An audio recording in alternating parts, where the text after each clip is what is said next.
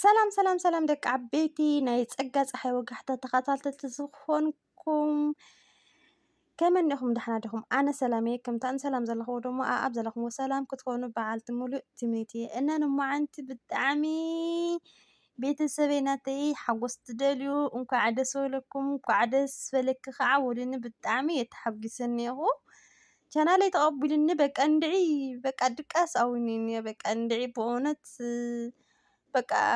እንድዒ ብጣዕሚ እየ ተሓጊሰ እኒአኹና ቻናለይ ስለዝተቐበለኒ እንኳዕ ደስ በለኪ ወሉኒ።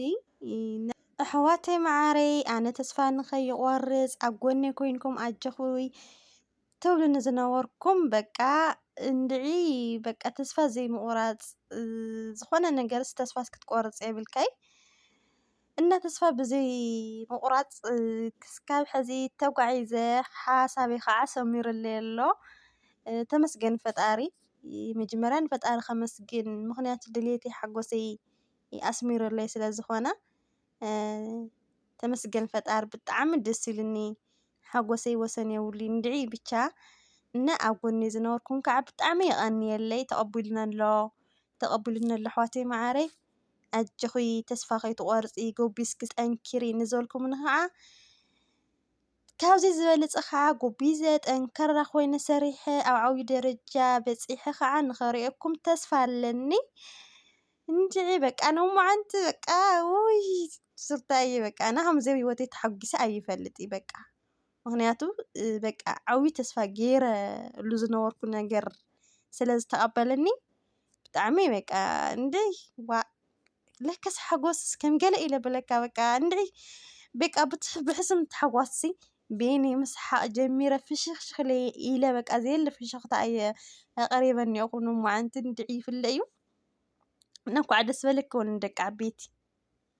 እንኳዕ ደስ በለኪ በሉኒ። ሓጎሰይ ምሳይ ተኻፈሉ ናተይ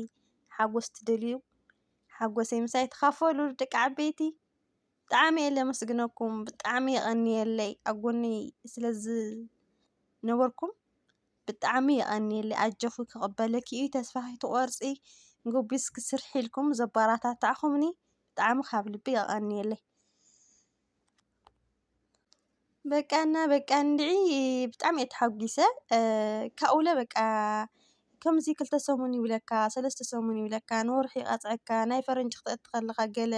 ከምዚ ይብለካ ገለ ይሰምዕና በቃ ከምኡ ዶ ክብል ይኾን ናተይ ከዓ ነይ ክቕበለኒ ይኽእል እዩ ገለ ኢለ ነይረ ምክንያቱ ተደጋጋሚ ግዜ ቪድዮ ናይ ፈረንጂ የእትየ ነይረ እየ ሰዓት ምእንቲ ቀልጢፈ ክመልእ ማለት እዩ ግን ወዲያውኑ እዩ ተቐቢሉኒ ክብለኩም ይደሊ ኣሕዋተይ ማዓረይ ወዲያውኑ እዩ ተቐቢሉኒ ኣብ ቢያንስስ በቃ ሓደ 9 ሰዓት ኣብ 9 ሰዓት ውሽጢ እዩ ተቐቢሉኒ እና በቃ ከምኡ ስለዝኾነ ቀልጢፉ ስለዝተቐበለኒስ ሓጎሰይ ወሰን የብሉን እና ይብለኩም በቃ ባዕለይ መላሊአ ገለ ካሊእ 2 ስለ ዘለዋ ንሞባይል በቲ ሓንቲ እናረኣኹ እየ መሊአ ማለት እዩ እና 4000 ሰዓት ተመሊእኹም ከምዚ ገይርኩም ሙልኡ ኣብ ልብል ዝዛረብ ነይሩ ሓደ ሓውናና መብራህቲ ዝበሃል ትፈልጥዎ እኳ ትኾኑ ኢኹም ኩላትኩም ሓውናቱ ተኸቲለ እየ መሊአ እዚ ሓንቲ ሞባይለይ እናረኣኹ ካብኡ ግን በቃ እንድዒ ከምዚ ብፍጥነት ክቕበለኒ የመሰለኒ ነይሩ ማለት እዩ ብፍጥነትስ ክቕበለኒስ የመሰለኒ ነይሩ ግን ኣብ 9 ሰዓታት ውሽጢ እዩ ተቐቢሉኒ ንግሆ በቃ ንግሆ ሕዝሲ መፂኒ እዚ ከምዚ ከም ተቐበለኒና በቃ እንድዒ ዋእ ኣረ በስመ ኣብ ብቻ በቃ ተደኒቐ እየ እኒአኹ ሓጎሰይ ብጣዕሚ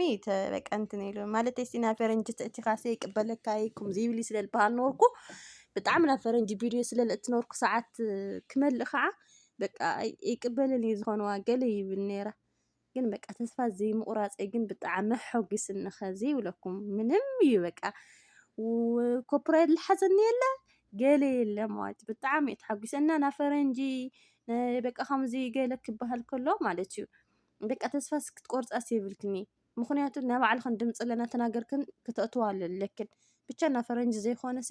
ዝኾነ ቪድዮ ናይ ባዕልኽን ድምፂ ጌርክን ክትሰርሕ ኣለክን ቢያንስ ናይ ባዕልኻ ድምፂ ጌርካ ተሰሪሕካ ይሕግዘካ እዩ